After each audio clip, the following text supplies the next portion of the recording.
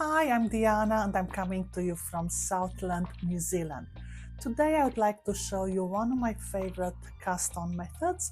It's a crochet cast-on method that you might be more familiar to use it as a provisional cast-on, but I do like to use it as my standard crochet cast-on, especially when I've got a project with a long or a big number of stitches to be cast on and I can't be bothered to calculate the length of the tail. For this tutorial I'm going to use some Luca needles, knitting needles, a crochet hook in the same or similar size from the same brand, Luca Make Happy, and a ball of yarn in a 14 ply or a chunky weight. I hope the contrast is going to be big enough so we can see it, and let's go. We'll start with a slip knot. I'm going to leave a tail just long enough to be able to weave it in later, and I'm just going to do a very simple slip knot. There are different ways to do it, but I found the easiest one to be like so. Wrap it around your thumb to make a little loop like this, and then pull the working yarn through. You have a loop in here and you insert this one on the crochet hook and give it a wee nice pull. Now we are bringing our knitting needle and I am going to show the continental style. So the yarn comes from the left hand side. I've got the two tools sort of parallel, loop on the hook, needle parallel with the hook but over the yarn.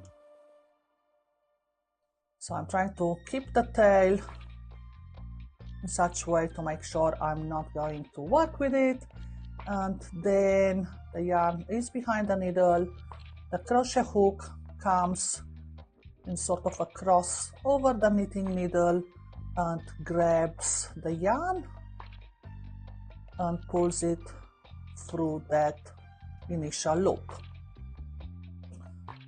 The yarn goes behind, so that's a very important thing to remember. The yarn goes always behind the knitting needle, and we are repeating the same process.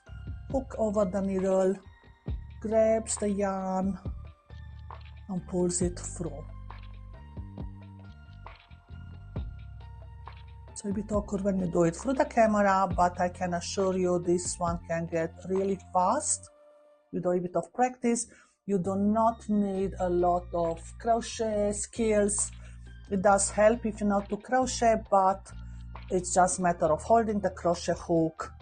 Remember to put the yarn behind. Crochet hook grabs it or hooks it.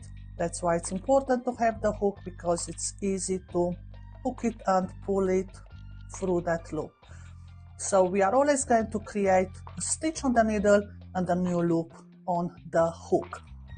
We are going to carry on in this way until we've got one stitch less than the number of stitches required for the project.